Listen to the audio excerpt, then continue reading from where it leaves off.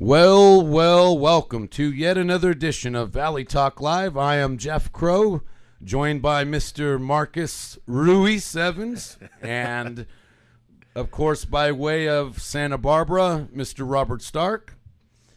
Hey. And we have a great guest today. He is running for governor of California. His name is Neel Kashkari. Welcome, Neel. Hey, thank you. It's great to be on. Thank you for joining us. Well, first off, Mr. Neel, we'll ask you this. Go ahead and just tell us a bit about your background and why you chose, of all places, this great state to run for governor. Sure. I was born in Ohio. My parents came to America about 50 years ago from India. We were middle class. I started out bagging groceries and mowing lawns as a kid. I became an engineer, and I moved to Los Angeles after college, and I was an aerospace engineer.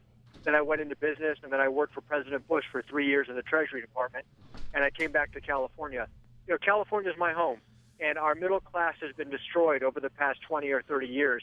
I'm running for governor because I want to rebuild the middle class by growing the economy, putting people back to work, fixing the schools, and really taking the fight to Sacramento.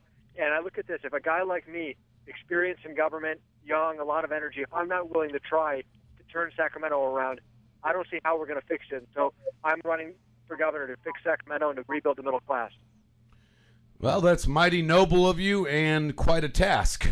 Yes. Sacramento's had quite a few years of dysfunctionalism, as we all know, so more power to you. So anyhow, what do you propose? What are some of your things you'd like to see get accomplished, specific plans that you have for that great city and our great capital, Sacramento? Sure. Let's just start with jobs. There's so much that we can do if we fix government so that it's not impeding job creation. Day one, I've said that I'm going to cancel the crazy train, Governor Brown's high-speed rail, and I'm going to save most of the money, but spend some of that money on investing in more water storage, more dams and reservoirs, so we actually have enough water to feed our state. I'm going to rein in regulations so that our small businesses and our farmers aren't being buried by more and more regulations every year. I'm going to tap into our oil and gas sector. We can do that while protecting the environment and create hundreds of thousands of jobs. And I'm going to bring manufacturing back to California so that we actually produce things in our state and employ people to make things, not just design products. There's a lot we can do to put people back to work, and it starts by fixing Sacramento. Well, again, mighty noble of you, and certainly we hope that anybody that can get up there can certainly do it. Now, obviously, if you are elected governor, you're going to have a very hostile anti-business legislature to deal with. How do you handle those guys?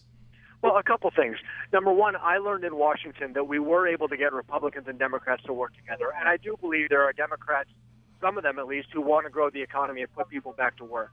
So I'll work with anyone of any party who wants to put people back to work. Number two, our former governor, Pete Wilson, made me understand just how much power the governor of California has if he or she has the courage to use it. The governor has a line item veto. The president does not have that. The governor can go right to the people with a ballot measure. Again, the president of the United States does not have that power. Very so true. I will use the full resources of the office to make the changes to put Californians back to work. Yeah, you bring up two great points out of there. All of that's very great points, but two of which, the line item veto and also going straight to the people. And, yeah, Pete Wilson did that on quite a few issues. I think one was getting rid of what was then called affirmative action, which most people would say was, a racial preference system. And, that would have never got through the legislature back then. And obviously the people supported it. And that kind of demonstrates this disconnect between really what the people want versus what we're getting as far as our elected officials. Right. So, do you see that disconnect when you're out on the campaign trail between what the people want versus who's actually getting elected and what they're doing? Absolutely. I mean, it seems like every day different legislators are coming up with different pet projects. Meanwhile, we're 47th in America for jobs. We're 46th for education. We're number one in poverty. We have a terrible drought. Governor Brown is releasing criminals across the state. And what are these legislators focused on? hundreds of pet projects, hundreds of special interests. We actually need to fight for California families. And as governor, that's exactly what I plan to do. Now, one of the things you brought up was Governor Brown releasing criminals left and right, and obviously that's true. Now, we are under a federal court order that I believe the Supreme Court has also affirmed to lower the population level or the density, if you will, of the prisons. And the main Republican opponent that you have has said two things that I have heard. One, he talked about building more prisons, and the other one was, I believe he wants to transfer as many people who are like low-level drug offenders and alcohol, those addicted to alcohol who haven't committed a violent crime, to treatment programs and things like that to try to alleviate that. What would you do to be able to keep us safe yet conform with California's mandates that the courts have? In the short term, we need to use measures such as temporary bed space, if that's out of state, if that's different treatment facilities, to deal with this in the short term so we're not releasing dangerous criminals into our streets. But equally important is the long term. We need to embark on real prison reform. You know, Governor Rick Perry, I've spent time with him understanding what they did in Texas. I don't think anyone is going to say that Texas is soft on crime. They looked at this and said it's crazy for us to spend billions of dollars building more prisons forever. So they reformed their sentencing. They focused on prevention and rehabilitation. They've actually shut prisons in Texas, and their crime is going down.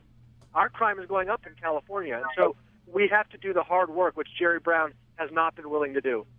Yeah, you know, you are right. I saw a documentary on PBS about Texas's criminal justice system, and you're correct. A few years ago, they had I believe it was a budget analysis done from their state legislature saying that at the rate they were going, they would have more prisoners than California, numerically speaking, and the size of Texas population-wise is about, I think it's 2/3 or so of California's. So they were heading towards a train wreck, and they did do some things that you would not think Texas, being so conservative, would do, which one of them I think was reforming the lower level criminals and rehabilitation, things like that. So I certainly can see that.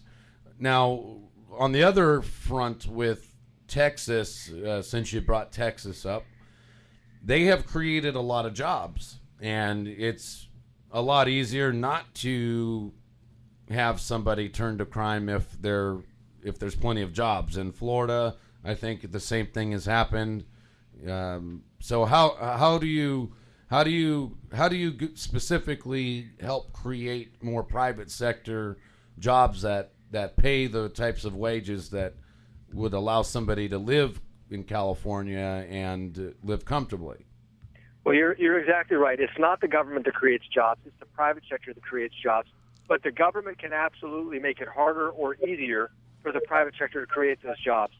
And so I'll just give you a couple examples. You know, if we rein in regulation, and I don't want to eliminate all regulation, but my plan is that every regulation on the books automatically expires after 10 years unless this independent body votes to keep it. The idea is this. You let the old regulations fall away, you keep the ones that are useful and working today, and you don't increase the overall regulatory system over time. You leave it constant, but you're updating it and modernizing it. That way we can have smart regulation in California so that our small businesses, our big businesses, our farmers can actually compete around the country and around the world. That's smart government that can make us a lot more economically competitive with Texas and with China.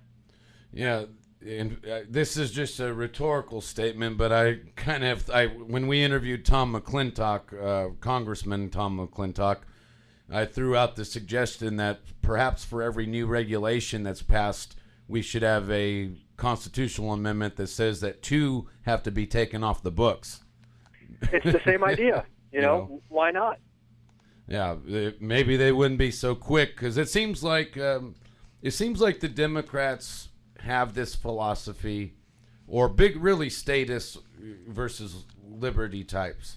Status, no matter what party they're in, seem to measure how effective you are in government by how many laws and rules and regulations you pass, whereas liberty types measure your success or how well you did by how much you did to give people relief. Yeah. No, I'm with you. You know, I've talked to a lot of Republican governors around the country to get advice from them. Former Governor Mitch Daniels of Indiana told me that he went around to every state agency in Indiana and said, I'm going to hold you accountable for whether or not you're helping to create jobs in Indiana. Most of these regulators, that had never even occurred to them that they have a role in job creation. And so he helped change the culture in Indiana state government, and we need to change the culture in Sacramento. Yeah, most definitely culture change is one of the hardest things to do. Let's go ahead and move to Marcus and then Robert. Neel, thanks for coming on. Really appreciate it. You had mentioned that you had talked with Governor Perry of Texas about economic performance. Yes. We had Kevin Clouden of the Milken Institute on recently to talk about the California versus Texas economy. There's a lot of talk about the California economy versus the Texas economy.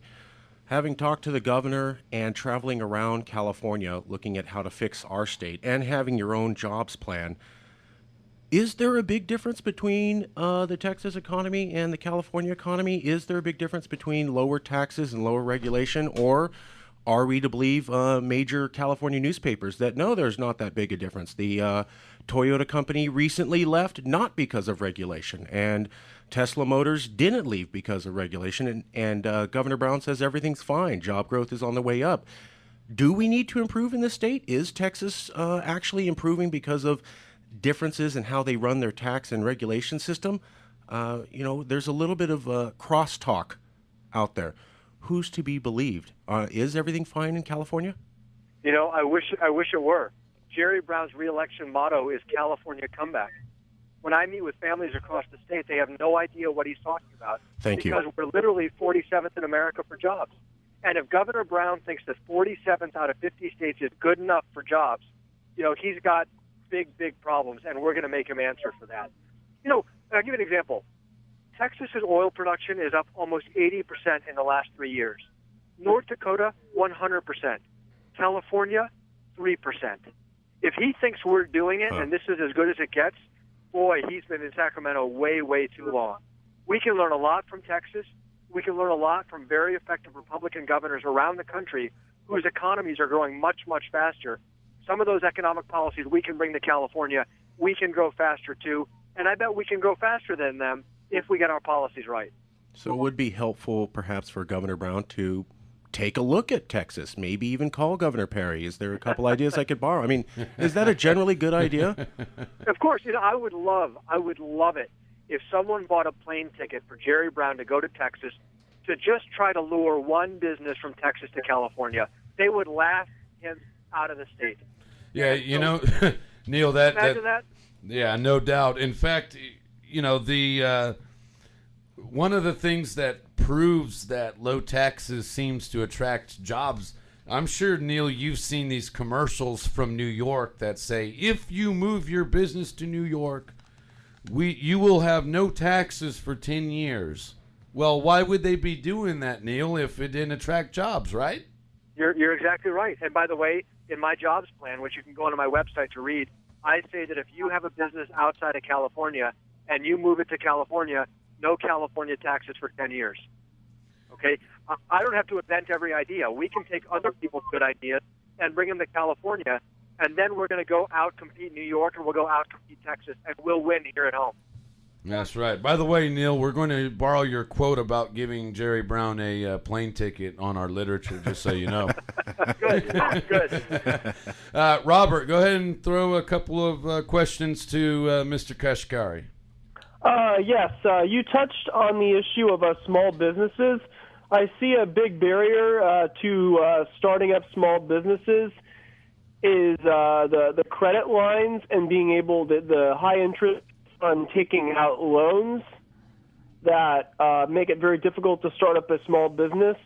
is there anything you could do as governor to reform banking regulations that would make it easy to get loans to start up small businesses? You know, it's a good question, and a number of small business owners have raised this issue to me. It's a little bit complicated because it is a federal issue. Most of our banks are regulated by the federal banking regulators, whether it's the Federal Reserve or the Office of the Comptroller of the Currency in the U.S. Treasury Department. So there are limits to what the governor could do by himself, but certainly, like with many federal issues, whether it's Obamacare or it's other federal issues like the Endangered Species Act, you know, dealing with the Delta smells, even if it's a federal issue, the governor needs to go to Washington and fight on behalf of the California people. If Nancy Pelosi, Barbara Boxer, and Dianne Feinstein are unwilling to do their jobs, then the governor needs to go be a voice for the people of California to make the changes we need to make in Washington, D.C. Yeah, the speaking of federal, banking regulations, obviously, I'm sure you've heard this a million times in interviews, especially with conservative talk show hosts. And I, address this for our audience, the TARP issue. Now, a lot of people don't know why you did that or were involved with that. Go ahead and address your critics on that issue so that you can, state your case as to why it needed to happen or what your opinion is on that. Sure. No, appreciate you raising it. So I was a senior official in the Treasury Department working for President Bush. We were a free market Republican administration. The last thing in the world we wanted to do is intervene in markets. When the banking crisis hit in 2007 and 2008, we wanted to let all the banks fail because they deserved to fail. No one owed them anything. They made bad investments, and they should have failed. But when the entire economy was on the verge of collapse, and literally your ATM wouldn't have worked, you wouldn't have been able to cash your paycheck, that's when President Bush said, no, we have to step in and save the American economy. But if we're going to do it, we're going to protect the taxpayers. So my program, we stabilized the economy, and then we got all the taxpayer money back, and we even made a $13 billion profit off of the taxpayers. And there's no program in American history that's done that. So terrible situation, but we made the best of it. Okay, so as a general principle, you would say that it's not the government's function to do that type of thing or to make a profit off the taxpayer, but you believe that in that circumstance it had to happen. Absolutely. We hate it, never want it to happen again, but it's like this. Imagine if your neighbor is smoking in bed and his house catches on fire. We'd all love to just let his house burn down to teach him a lesson. Don't smoke in bed. But the problem is all of our homes are built close together, and if his house burns down, our whole neighborhood burns down. So what do? You send in the fire department to put out the fire, not for his sake, for all of the rest of our sake. But then you need the cops and the DA to go in afterwards and punish the guys who created the problem. And that's what really ticks me off today is that the Obama Justice Department has not been aggressive in prosecuting some of the fraudsters and the insider traders on Wall Street who created a lot of this mess. Amen. Amen. Yeah, from what I understand, Obama actually is going after the loan officers, the smaller guys that, whose signatures are on the paperwork for loans that they were mandated to do. You're exactly right.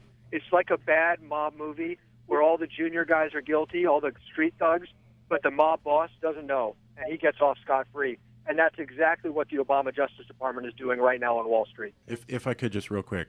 Frontline, PBS, it's called The Untouchables, proves the whole thing. And for anybody out there considering about California and how to vote, and for Governor-elect hopeful here, they are prosecuting tons of Californians. All the Wall Street bankers are in New York. All the low-level home loan officers that the feds are going after are in California. Watch the Frontline thing. It is literally they are saying Californians, you can go to prison first. New Yorkers, never. It's totally unfair. Very good point. Very good point. Now, some of the bigger issues, you have Pete Wilson supporting you, and one of the things that Wilson has been either rightly or wrongly been criticized for is, wanting to balance the budget, and one of the ways to balance the budget was to cut off services to people that are not in this country legally. And initially, a lot of people, they did vote for him, and they also voted in a Republican legislature at the time. And then some people would say, well, it created a backlash or whatever. That's that's open for discussion. What is your view on entitlement programs, whether it be college discounts or any kind of welfare benefits outside of emergency care and school for the children for people who are not in this state or really in the country legally? Well, I understand the concept behind those. You don't want to create more incentives for people to come here illegally. I totally get that. But to me, the key is let's focus on the root cause of the problem, which is we have a completely broken immigration system today. And we need to come up with a national solution that both updates our laws, but then importantly enforces the law. Enforces the law at the border, but also enforces the law in our companies. Every job that I've applied for, they did a quick background check on me to see who I said I am. There should be such an electronic system so that employers can know that who they're hiring and what their legal status is. This all needs to be done nationally. I just don't think it makes any sense for each state to go its own way. We have to push Washington to deal with this at the national level. All right. Robert, do you have a question for Mr. Kashkari? What do you think about about the Republican Party in California? A lot of people have a negative image about the party. What can you do to assure those people who are kind of weary of voting for Republican, who are independents especially? Yeah, we're down to 28% registered Republicans. If we win all 28% and that's it, we lose every single race. So we have to grow our party. And one of my goals in running for governor, in addition to beating Governor Brown, is to help rebuild and grow the Republican Party and unify people on the principles of hard work, personal responsibility, fiscal responsibility. And so reaching out to independents, moderate Democrats, and saying, if you want to work hard and you just want a fair chance to build a better life for yourself, join us. We want you in our party. And that's what I think I can do as a candidate for governor on behalf of Republicans in California. And Mr. Kashkari, I don't know if you've talked to your main primary opponent, Mr. Donnelly, or not, but let's just say, for the sake of argument, I know that you're not expecting to lose the primary, but let's just say he does prevail. Would you support him over Governor Brown in the general election? One of my goals is to help all of our Republicans and to help the whole ticket and to help our whole party grow. And so I'm going to do everything that I can. I feel very good about us winning the primary on Tuesday. The polls are moving in our direction. The TV's out there. The mail is hitting. That's all great. But even if we don't, I'm going to continue to work very hard to help the whole ticket, all Republicans, by growing our party. And that's going to help, the top of the ticket as well. Okay. Excellent. I have a theoretical, a question. There's been an idea floated off and on as a matter of election reform to change California's system to where the lieutenant governor and the governor run on a ticket similar to VP and president, because under our current constitution, when the governor leaves the state for any reason, the lieutenant governor assumes his duties. So if you have a Republican governor and let's say a Democrat who's completely opposite as lieutenant governor, in theory, he could end up signing in legislation that the people didn't want because they voted a Republican governor in while the Republican governor's on vacation. What do you think of the idea of making it a ticket where, similar to president, vice president? I think that's an interesting idea. Another way to do it is that the governor's powers would not cease when he leaves the state. I mean, if I'm governor and I fly to Washington, D.C. to go meet with the President of the United States, there's no reason I can't maintain my duties as governor. And so that's another way of skinning this cat. But I'm with you. The last thing I would want to do is have to go to Washington on official business and then have my Democratic lieutenant governor running amok with the legislature. Yeah, with under our current system, if there's a member of one party as governor and the other one's lieutenant governor is the other party, they're vacationing on the California side of Lake Tahoe, not the Nevada, Absolutely. So anyhow, go ahead and let people know how they can get a hold of you, and then we'll wrap this up with a few more questions. But go ahead and let the folks know how to get a hold of you and the campaign and whatnot. Great. So please go to my website, www.neelkashkari.com. That's NeelKashkari.com. You can also find me on Facebook and Twitter just by looking for Neel Kashkari. Would love to have people support and their vote on June 3rd. All right. Well, you've heard it here, folks. NeelKashkari.com. And there's no way on earth that you have not seen Neel with his axe chopping that little train. If you haven't seen that, you've been living under a rock. You know that Neel loves to chop trains with axes. Absolutely. And I actually love chopping wood, and I would like to say for the record, no live trees were harmed in the filming of that ad. I only chop down dead trees on my property, and I split them for firewood. Or live trains. No live trains. Yeah, there you go. Yeah, for anybody who's extreme environmentalists, like Neel said, hey, he didn't kill any trees in making that commercial. So, then let's go ahead, Marcus, and then Robert, and then just let us know, Neel, when when you hit a point where you have to. Sure, a couple more minutes, and I'll probably have to hop. Okay, go ahead, Marcus. Well, I'd like to tell everybody in Radioland, check out neelkashkari.com/jobs/ That's the section that has his jobs plan, and as he said, we in fact do need a serious plan to grow jobs. Everything is not okay in California, and we are not out of the recession, regardless of what you heard. But, Neel, I'd like to ask you a question, more on a personal level. You've lived in San Francisco. You've lived in Redondo Beach. But you came to California from Ohio. When did you have your moment where you fell in love with California, where you realized this is a great place, I like being here, I feel some sort of special connection, and therefore I want to lead this place. It's not okay for me to just be here and watch it go downhill, and yes, I could leave, but damn it, I feel like I'm part of this place, and it needs to get fixed. It's not okay. And when you have that feeling, you have that emotional connection. When did that happen? When did you have your Californication, for lack of a better word? Well, I fell in love with California when I first moved here to Redondo Beach when I was a rookie engineer just out of college, and I just loved California immediately. I had a great job in the aerospace industry. I lived near the water. It's just California's beauty is amazing, and so I just loved it. Now, running for governor, the 3 years I spent in Washington taught me that it is possible to do big things, that you can get Republicans and Democrats to work together. And I had my moment in November 2012 when Mitt Romney lost the election for president. I strongly supported Mitt Romney for president, and the Democrats took a supermajority in the Senate and the Assembly, and our party was on its back. And I said, someone has to lead the fight in California to turn it around. Who's going to do it? And I didn't see a bunch of people lining up, and so I said, you know what, maybe I should go do it. So it was November 2012 when I thought, you know what, maybe I'm the guy to help turn this around, to rebuild California and rebuild the Republican Party here. All right, we'll have Robert ask a question, and then our next guest will go ahead and ask him a question. Our next guest, by the way, is Rama Dawar, running for Fresno City Council District 1.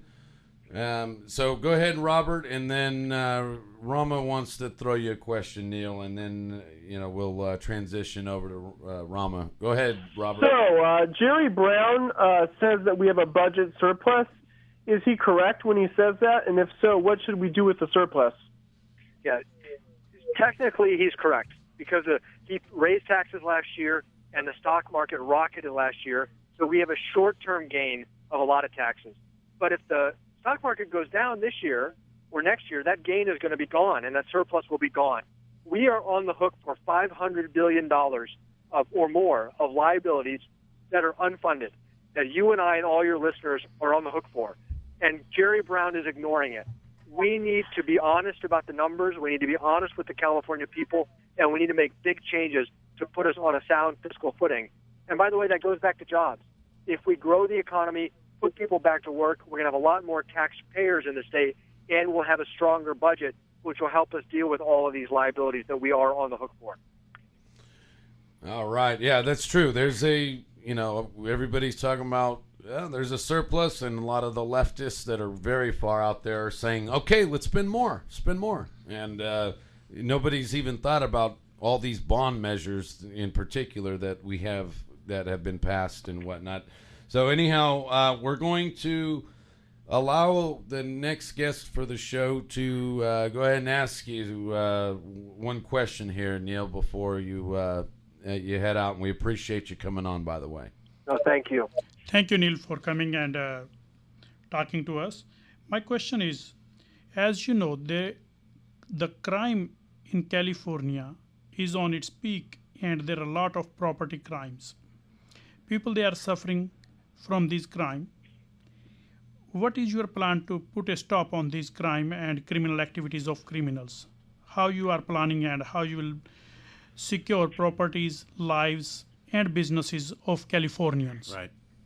Well, the property crime that we're seeing that's climbing all around the state is happening in large part because of Jerry Brown's realignment program, where all of these dangerous prisoners are getting released out through the county jails and now into our communities. So in the short term, we're going to need measures, whether it's leasing space in other states to lock up prisoners, dangerous prisoners, and not let them out onto our streets. But over the long term, we need to look at Texas and other states that have embarked on real prison reform that's enabled them to reduce their prison populations and bring the crime rates down. There's a lot we can learn from other governors around the country that have tackled this issue. Jerry Brown refuses to do the hard work. He just thinks we can release prisoners and close our eyes. But we're seeing what's happening. Crime is going up, as you said. Yeah, like you said, Neel, somebody needs to get him a ticket. Perhaps you can. I think you could afford it. Do it out of the campaign fund. Seriously. Do California a favor. Give me a ticket for an airplane. All right. Well, hey, thanks for coming on, Mr. Kashkari. We appreciate it. No, thanks very much. This was a lot of fun. I appreciate it as well. All right. We had a lot of fun with you, and good luck to you on Tuesday. All right? Thank you, sir. Take care. All right. You too. All right, carrying on here, we have, again, Mr. Rama Dawar, who just sort of introduced himself with the question to Mr. Kashkari running for governor, and Mr. Dawar, of course, is running for city council. Sorry about that, folks. For City Council District 1. Welcome, Mr. Dawar. Thank you so much for having me, Jeff, Marcus, and Robert. Well, go ahead and, primaries coming up Tuesday. Go ahead and make your case to the folks here in town as to why they should put you in office for City Council District 1. Thank you, Jeff. Jeff, I am a long-term resident of Fresno and especially District 1. I have lived in this district longer than any other candidate who are running in my opposition or against me. I am dedicated resident of this District 1 of Fresno City. I have diverse educational background with local and international experience, and I am also fluent in many languages. I own a business in this city and especially in this district since many years. I have a proven track record in the community working for private enterprises, non-profit organizations, educational institutions, and government agencies. I'm a former planning commissioner. I have been on the planning commission from 2009 to 2013. I am a real estate agent, currently licensed, and I am a realtor or real estate agent since almost 10 years. I am a member of Fresno Association of Realtors. I was a member of Fresno Police Department's Advisory Board, Southwest District. I was also a member of Fresno City Mayor's Complete Count Committee. I was a volunteer tutor at Fresno City College. I am a member of Diamond Club of Fresno, and as I stated, that I am a long-term resident, but also I taught at Fresno State, Fresno, Clovis, and Madera Unified School Districts. Right. My agenda to the people of Fresno, to my constituents, and to the voters is that I will bring more jobs in Fresno. When I was on the Planning Commission, I always voted in favor of businesses and brought many, many jobs, around 20,000 plus jobs, including, if you will check my track record, the new shopping complex just built on Herndon and 99, I voted in favor of that. I will also work on public safety. I am also a victim of crime in a row, 3 times of property crime. My own building. People or thieves, they went on the roof, ripped off air conditioners, pulled out copper, and I cannot take it anymore. I will put a stop on crime. Right. Our old neighborhood is having so many problems, broken streets, broken sidewalks, dying trees. I will fix these all the problems when I will be on the city council, on the dais. I can promise these things, and I will try hard to work with other agencies. City also has homeless problem.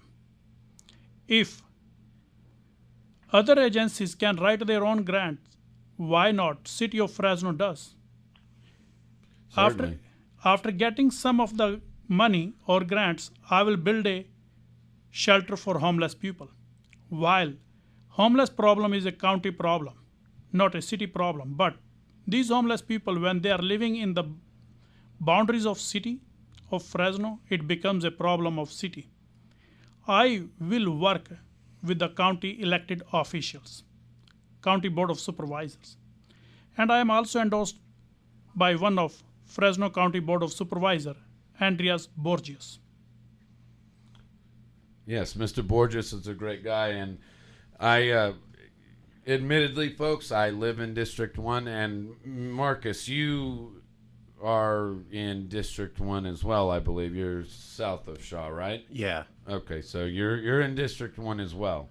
Yes, I guess I'm biased. I apologize.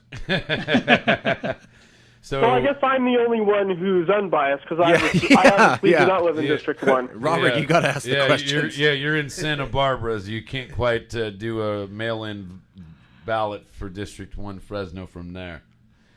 But, yeah, go ahead, Robert. Ask Mr. Dawar a question, and especially with your out-of-town perspective. So you're on the planning board, and what do you see as some of the city planning issues that Fresno faces?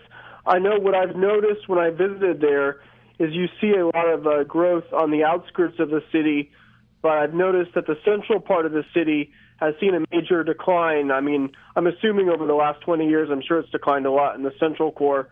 So what are some issues that you've learned from your background in city planning, and how can you implement them when you are in the city council?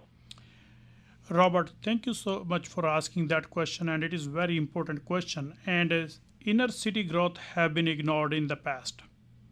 I do agree with you. Sitting on the planning commission was a different thing because I did not have power to make an ordinance or to vote in favor of any ordinance. Because in front of the city planning commission, there were appeals. But I support inner growth and outer growth. We need to make a balance on both ends. We need to work inside the city to develop the empty lots. We also need to work on outer growth. If you will visit again to Fresno, you will see that some of the pockets are built west of 99, and then there is a big empty space between the pockets or construction. We need to work on that infill infrastructure and infill growth. Now, Mr. Dawar, I've seen a few of the mailers that have come out from all the campaigns. In fact, I've seen more than a few. Seems like every day my mailbox has about 50 of them. The the various candidates that I've seen, there's one endorsed by the Police Officers Association, and I'll be quite frank, when I see that picture, the pictures, the candidate to me does not look like they're in the right place. It seems like it's look like it's staged very badly, and that's just my opinion as an advertising and public relations type who might college degree in that field. And then there's other candidates that they just some do look like they're ready. There's an appearance of looking like they're ready, and you can judge based on the campaign.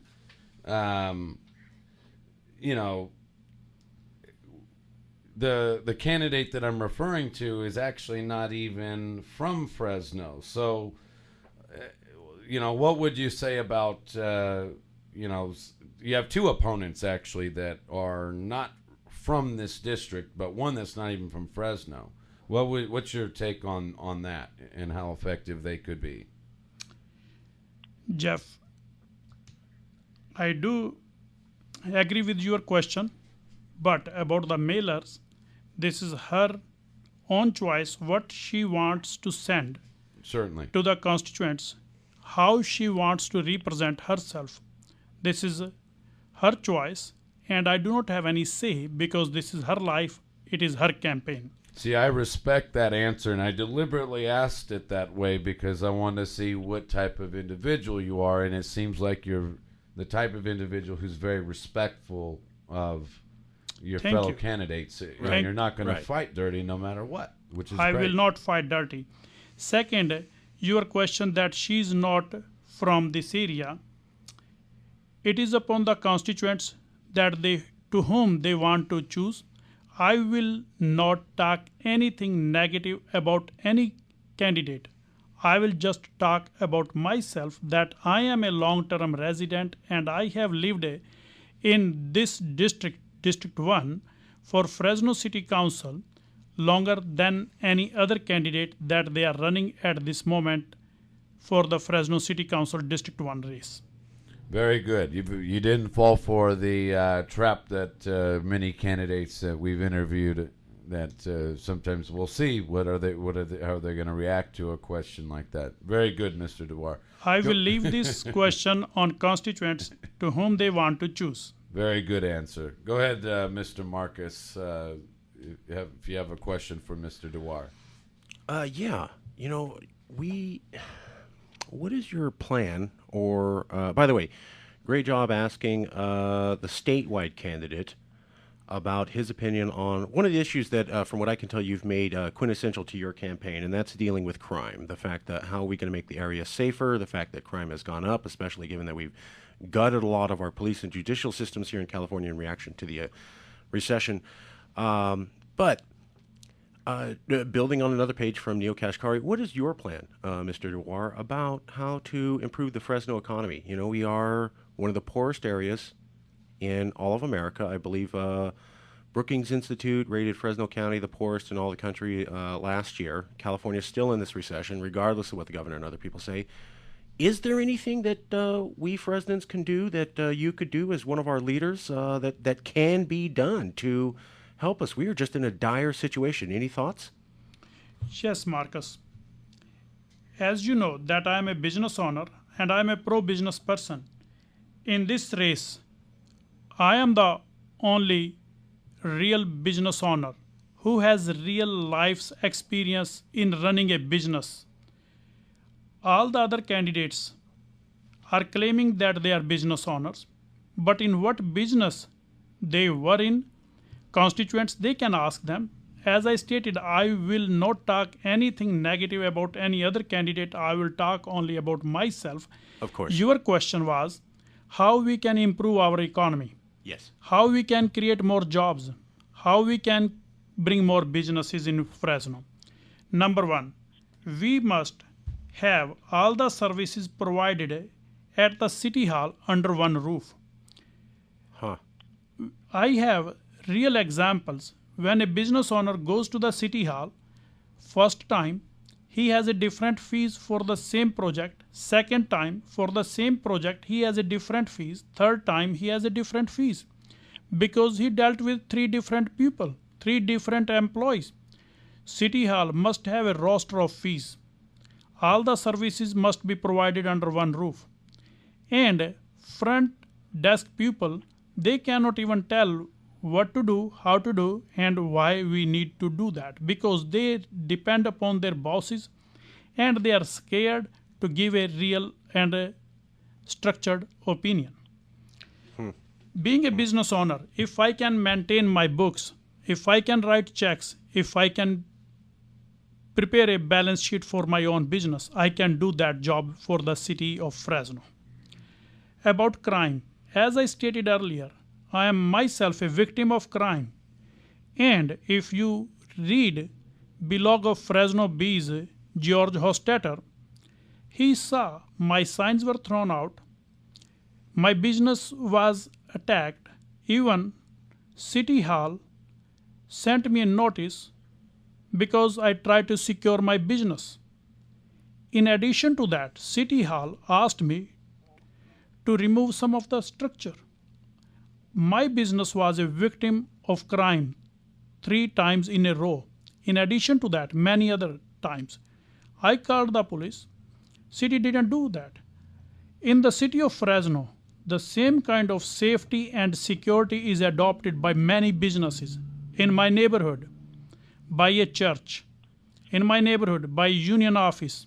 In my neighborhood, by another business. On 180 and Clovis, 180 and Clovis, there is a big business. That business has adopted the same measures to protect their property. Just I was sent that notice because I am running for the city council and some of the opponents filed a complaint with a fake name and sent the code enforcement. I sent my guys to pull out a permit, which is only $454. City Hall refused to issue me a permit because I am running for the City Council District 1. I will make sure that businesses are safe and secured. Businesses will be allowed to protect their properties. That I will work for the businesses when I will be elected. I will not push the businesses to go out of Fresno and to go out of the state.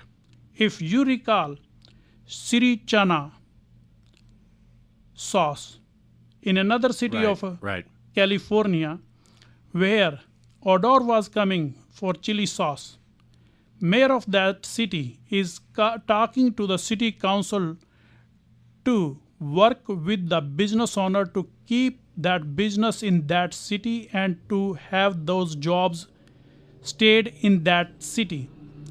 If our city hall is pushing the businesses, playing the politics with the business owners, and businesses can go out of state, out of city, what will happen? We will lose revenue. I will work with the business owners, work with the business community, and I will try to keep the businesses in Fresno creating jobs, bringing more revenue without raising tax for the citizens of Fresno, for the police department of Fresno, for the fire department of Fresno, and for the city hall.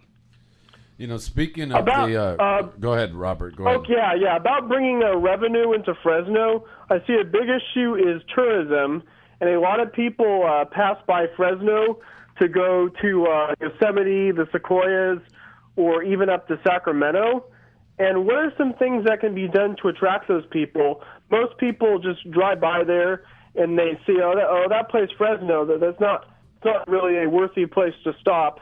What can you do to attract those tourists to maybe stop by Fresno and say go out to eat in the Tower District or something like that, who are on their way to Yosemite or the Sequoias? Robert, there is a huge crime. People, they are scared to come to Tower and other areas. People, they are having bowel movements behind the businesses in Tower. Many business owners have complained about this. Police was called. Police doesn't come. City officials, they don't come to clean that. Business owners, they come to clean that in the morning and in the afternoon. One of the business owners, she was attacked by a person who was using the alley and was involved in criminal activities. She complained about that. I made an approach to the city officials, one of the deputy district attorney, and we went to that place. I am not vouching, there was a media person with me. And we talked to that business owner. We will put a stop. I will put a stop on those types of activities, that tourists, that they can come to the Tower district, they can buy stuff, they can stay in the Tower area. We have many motels, hotels on 99, but what are they doing? There are no incentives to the tourists. There are no incentives from the government, from the city hall to these business owners. I will offer them. Maybe I will ask fellow city council members that whoever is coming from out of state and visiting our Yosemite Avenue, that person should not be charged entertainment tax or hotel or motel tax. In that way, we can create more tourism in our area. More restaurants can survive. Yeah, in fact, And the other issue I see is advertisement. A lot of people don't even know that say the Tower District exists. Maybe the city should put up like a giant sign in the 99 that says "Come stop by the Tower District." I do agree with you. I will work with the Tower District business community. yeah, and you know, one of the things that I saw on the news, and it goes along with not only the crime aspect, but also you brought up something earlier about some of the opponents doing certain things. And again, I appreciate, Mr. Dawar, how you have remained very, very well respective of your opponents. One of the things that I saw was that apparently some of your campaign signs were burned. Is that true? I thought you said yeah, something like that. that actually happened? It was on Channel 26. Eric Rosales covered it. That actually happened. Yeah, Mr. Dawar had some campaign signs burnt, and Mr. Dawar was, not even he could have been like all the other types of politicians and started naming names or using it to his political benefit. But all he did was he was humble. He pointed out that it happened and that it's not right, and that all he asked for is that people behave in a fair way in the elections. So That's and some of the signs were thrown into a ditch, burned, stolen, and things like that. Yet Mr. Dawar was not quick to point fingers, although many politicians, your stereotypical ones, probably would. You know what I mean? So you responded to trash with class. There you go. Yes, I don't want to point my finger at any person that who complained to the city hall about my business. I don't want to point my finger to any of the candidate who yanked my signs off. I do not want to point my finger because I believe in a fair political race. I am running a fair, genuine, and clean political race. I want to be a clean and neat and fair political candidate. When I will be on the city council, I want to work with everyone. And even I am surprised. There were 3 signs. One was from another district, one was of my opponent, but my big sign was yanked off, pulled it out, and thrown in a ditch. Whoever did it, it is not a nice thing. But I want to tell everyone that I do not want to play the same kind of dirty game. It tells that I am a mature person. I am a mature business owner. I am an educated person. I want to serve the community. I do not want to bring any negative point about anyone. When I will be on the city hall, when I will be on the dais as a council member, I will make sure that I am serving the community. I will not try to take any revenge. I will not try to bring these things. And I do appreciate the people who are thinking about me, who are voting for me, and people who are voting for me and supporting for me. I do appreciate.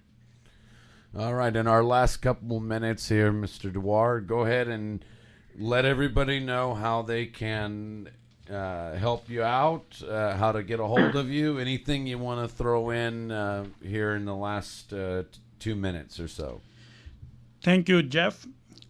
I want to tell the community, constituents, and the voters that I am endorsed by council members Paul Caprolio, Belong Ziong, former Fresno County Board of Supervisor Jeff Reich, current Fresno County Board of Supervisor Andreas Borgias, Deputy District Attorney and Clovis Council Member Bob Whalen. I am also endorsed, and I and my family, we are honored and we are really thankful to Honorable former Judge Oliver W. Wenger of Federal Court, and I ask the constituents and voters to vote for me. If they have any question or they want to reach me, they can look further information through my website at www.ramadawar4citycouncil.com. It is www.ramadawar4citycouncil.com, or they can reach me via my telephone number 559-360-8834, or they can see me at my business 2926 North West Avenue, Fresno, California 93705. They also can reach me via my Facebook page Rama Dawar for Fresno City Council.com or Facebook page. All right. Well, folks, remember, Tuesday the 3rd is primary day, and it's up to you to make our state, our city, our county a better place.